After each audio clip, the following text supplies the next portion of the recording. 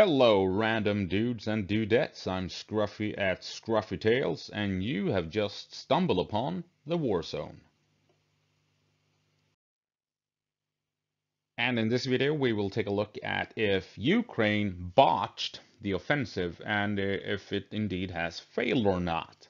Monday evening quarterback stuff going on here, armchair general, but yeah, take it for what it is, right? It's the internet, idiots be talking. And here we go. So let's begin with the push that stumbled. Everyone thought Ukraine were heading for Tokmak. Everyone except me. I would like to point out, if you go through all my previous videos, I have been very skeptical about Tokmak. Yeah, so Ukraine began the push towards Robotyne and then sent in, what was it, 100 vehicles in this massive push that veered off to the southeast. They had all, from the start actually been pushing southeast, to be honest, in an attempt to reach Verbove. And then I suspect the plan was to fight their way through Verbove and reach the defensive line to the southeast of that small town. And in so doing, break through the Russian defenses and be able to begin with maneuver warfare behind the Russian lines. So the problem was, of course, all the minefields and Russian artillery and anti-tank weapons and what have you. It is what it is. It didn't achieve the primary goal of punching all the way through, obviously. And they reached the first line, reached the first trenches and got into those, but didn't really manage to get into Verbove. And this massive push, to be honest, kind of stumbled a bit. And I'm not saying that, they should have done this or that. They should have taken that handle instead. They should have used the vehicles in this way. Oh, no, none of that, bullshit. I'm sure what they did made complete sense had we been privy to what went on during the planning stages. The problem is, of course, now that they didn't push through the Russian lines, that they never never got into Verbove. The problem is Russia now knows where Ukraine will continue the assault next time around. It's not like Ukraine's going to give up on this bulge they've created. They've reached and penetrated Russian lines. They're going to obviously continue this attack at some point in force. So what is Russia going to do? Reinforce, obviously. They are going to reinforce the area around this Ukrainian advance. Verbove is going to be fortified to hell and back, right? And basically, since Ukraine failed in reaching the second line of defense or even getting into Verbove, it's going to be hell to step up the game next time around against even more prepared Russian defenses in the area. So much so that, Ukraine might actually have to reconsider and maybe begin another offensive somewhere else, because this place will probably be pretty goddamn locked down, to be honest, by the Russians, especially come spring. I don't think, if it was tough going this summer, next spring, next summer will be even tougher still. And then we had the second push to the east of Robotyne and Verbove, the push south from Velika Novosilka towards Staromayorsk and Novopetrivka. A thunder blitz that sadly fizzled. It did not pop, as the Ukrainians would have wanted. Again, minefields, minefields, minefields. running into Russian artillery, running into ambushes and overlapping fields of fire with anti-tank guns and everything like that. Ukraine tried to advance down along this main highway, as I've marked with the dotted line. That one leads all the way to the Azov Sea, slightly west of Mariupol. I think Ukraine thought that reaching the main Russian line would have taken them a couple of weeks, and then fighting their way through these defensive lines would be the most time-consuming part of this offensive. We all were wrong. Russia put in a lot of effort holding the line right from the get-go, and Ukraine has suffered for it. Russia has suffered also, obviously, but Ukraine lost a lot of troops, a lot of equipment without any real gains that would change the battlefield. And having failed to reach the Russian defensive line, what will Russia do next? Well, this is where they now know that Ukraine wants this highway. This is or was part of their plan in cutting off Russian forces in the south from the Russians in the east. So what will happen now? Well, Russia will obviously fortify their positions and strengthening the trench lines and bunkers and what have you around this highway, and they will fortify Novopetrivka and Georgivka and Staromayorsk, Staromilynka even more. Again, if Ukraine tries to pick up speed again come spring and summer next year, I don't know if they're going to be able to punch through here. I think they were going to have to abandon this section of the front line altogether and see if they can find another spot where they can pierce through Russian defensive lines, to be honest. So here you have it. The blue areas is where Ukraine has advanced and tried to punch through Russian lines. Something that never happened. The fighting is still ongoing, obviously, but this main massive push into Russian occupied territory has, run out of steam, unfortunately. So I'll ask you, where do you think Russia will reinforce at this point? Right? When Ukraine wants to step it up again and go back on the offensive, these two positions will be even more fortified than they were this summer, making it, I think, more or less impossible for Ukraine to actually punch through, especially if you take a look at what was it, the highway here in the east, going down through Staromayorsk and Staromilivka and those towns. I don't see that happening. Maybe over by Robotyne and Verbove, there Ukraine have entered into the Russian defensive lines. There they can begin working their way out into the trench lines, into the trench system, climbing up on the hills and what have you. So they might actually put effort into continuing that assault in getting into Verbove and breaching the lines over there.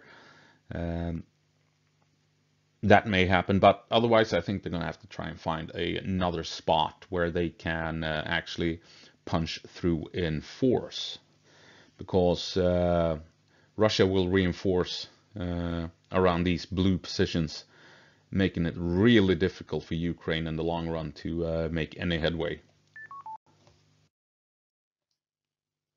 I know I said I wasn't gonna, try and do the full-blown armchair general thing going, they should have done this and that instead. But I will touch on that, on something akin to that. Basically a question.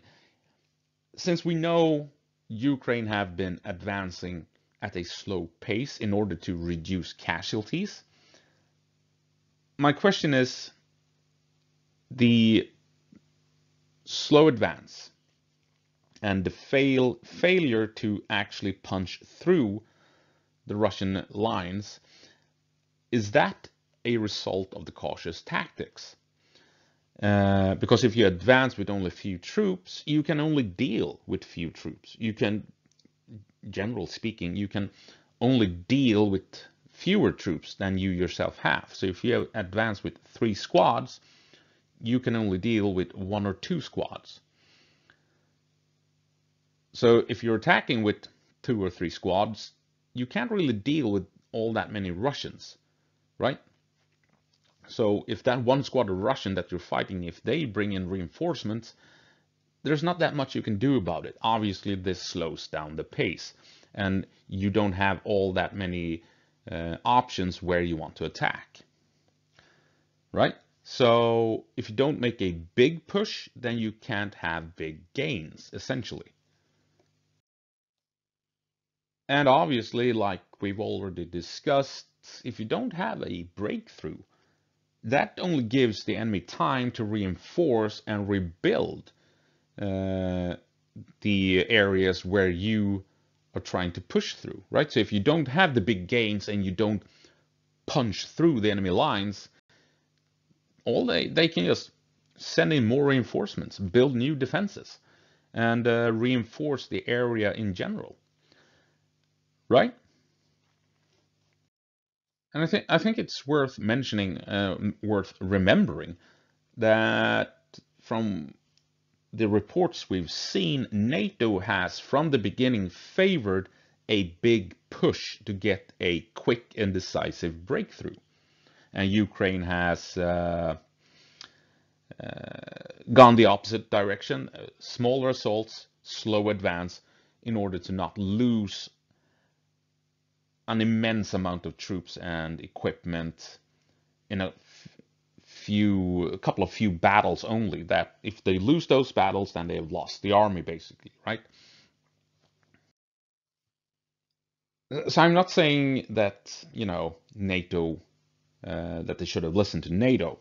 Not at all. As we saw in the beginning of the Ukrainian offensive, they lost a lot of vehicles to Russian fire as they made big advances, right? They tried for the big gains, they tried the big push, and they took a lot of hits. And that made them rethink their options. And, as a result, hopefully, it means they have lost fewer troops taking the ground they've taken, right? The problem is, like I've already pointed out, that cautious attacks gives the enemy time to adjust to the situation, which has the potential of prolonging the war. And if you prolong the war, it increases the amount of casualties you will take in the long run, right? So you do these smaller advances and attacking with 2 or 3 vehicles, 2 or 3 squads. Like you can see in this picture here, you have a T-80 followed by 1 APC and 1 IFV, right? Bringing in, I don't know, 10, 15 troops in total, together with a tank. And you can only deal with around, 10 or 12 enemies with this force. Despite all the firepower, that's all you can do. And so these small unit tactics, small unit advances, small unit assaults can only achieve so much. And since that only gives you small gains, it prolongs the war. It makes the war go on for, kind of like this video, it just goes on and on and on without no point to it. You realize I'm just rambling here and not really getting to the point. So if you prolong the war, obviously you will take more casualties. So the question is, do you take the casualties all at once and break through the enemy line? And yes, you risk losing a lot of guys, but you could potentially win the war in short order, or do you do it the slow way? People will still die. You may be a bit more in control of the situation, but the enemy can always adjust to your positions, to your assaults, and you run the risk of never actually being able to overcome the defenses. Now, people watching this, listening to this, might, start shouting at the screen, "You goddamn armchair general idiot! Ukraine doesn't have any goddamn air superiority like NATO does. Therefore, they cannot fight like NATO, you goddamn idiot." And to that, I would like to say that Ukraine does not need air superiority to have a decisive victory. It would certainly help if they had air superiority. Awesome. Then they could have dropped a ton of bombs on the Russians, and that would have helped them a bunch. Yes, very true. But they don't need it to win. It's like when NATO gives them advice, it's not based on if you have air superiority, you could have done this shit. No, NATO tells them, this is the stuff you have, these are the units you got, this is the equipment. If you use them like this, you can achieve, hopefully, a quick, decisive victory based on what Ukraine has available. Has nothing to do with air superiority at all, right? So yes, it would have helped them a bunch, but they don't have it, so they plan accordingly how to win the war without air superiority. So they can break through Russian lines relying on good old-fashioned ground combat. The very thing all Western armies train for on a regular basis. How to win a fight without air power. It's like, the bread and butter of NATO armies, Western armies in general. And so, yeah, no, air superiority is great, but it's not the end-all, be-all of this conflict if Ukraine wants to win. They can win without it. Trust me. The real issue, it has nothing to do with air power. The real issue is how to use the vehicles, the Western vehicles that Ukraine has received. One big, massive push with lots of casualties, but a decent probability of punching through the Russian lines. Or slower pace, cautious approach, fewer casualties in the short term, where you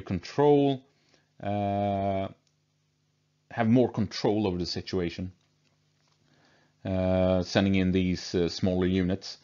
But the downside is you can only engage so many Russians in one go. You can only attack so few places where the Russians are vulnerable, and stuff like that. So which is the more effective, which will grant Ukraine victory in the end? That is the real question. How to utilize the ground units. My dog is walking around here on the couch with me. That's the sound you're hearing in the background. And has nothing to do with air power, right? It's all about how do you use the ground units. Big push or small skirmishes, right? Which option will grant Ukraine victory in the end? The big armored assault or the small armored skirmishes, right? Relying on basically infantry warfare in the end, where the army dries up, unloads infantry, and then retreats, leaving the infantry on their own to clear out Russian trenches and bunkers. I don't know. I don't think anyone knows. And if someone said they should do this or they should do that, those guys probably fucking idiots, don't know what they're talking about. But if you have an opinion, share it in the comments. Why don't you? Even though I just called you an idiot for having an opinion on this matter. But ignore that. It's the internet. You're allowed to be an idiot on the internet. So go ahead. Have at it. And moving on. And of course, recently we've been told about Ukraine putting more pressure down and around Kherson and pushing over the river. and which is fine. I mean, it makes sense. I said months ago that a push around Kherson wouldn't probably happen without a proper push somewhere else along the line, so to distract the Russians and giving them a headache of where to actually send reinforcements. And that seems to be happening now. But is it a little too late, since the other two main pushes have slowly died out and run out of steam? A push down at Kherson now gives Russia all the opportunity in the world to allocate troops and resources to hold the line at Kherson. Right? Had they made this big push over the river while the big push over at Verbove was going on, it would have caused some trouble for Russia. Where to send troops, where to send reinforcements. Now they sent all their troops up to Verbove. There was some trouble at Kherson before, but now all the troops went to Verbove. And when the Verbove fighting has slowly died down, they can now send all the troops to Kherson and deal with the Ukrainians down there. So, I don't know. Maybe it could be this, that they are putting pressure at Kherson to lure away Russians from Verbove and allowing a new push through the Russian lines around Robotyne and Verbove. Who knows, right? That could be what's going on as well. But in general, it feels like a big push over the river at this point, when the other two main pushes have slowly died out. It seems a bit too little, a little too late, doesn't it? It should have happened in a more coordinated fashion, it feels like. Right? Big pushes at Verbove, forcing Russia to allocate troops over there, and all of a sudden, oh my God, they attacked us on the flank. What do we do? They're coming in force over the river, and we have nothing to send over there because everything is stuck at Verbove and Robotyne. You see what I'm going at? But yeah, I don't know. Here I am doing the armchair general thing anyway, even though I said I wouldn't. Yeah. All I know is I really hope Ukraine comes up with a good plan on how to deal with these Russian defensive lines and the minefields, because they have been really troublesome for the Ukrainians. Right, there you have it. What do you think? Did Ukraine botch the offensive? Has the offensive failed? Let me know in the comments what you think about it. And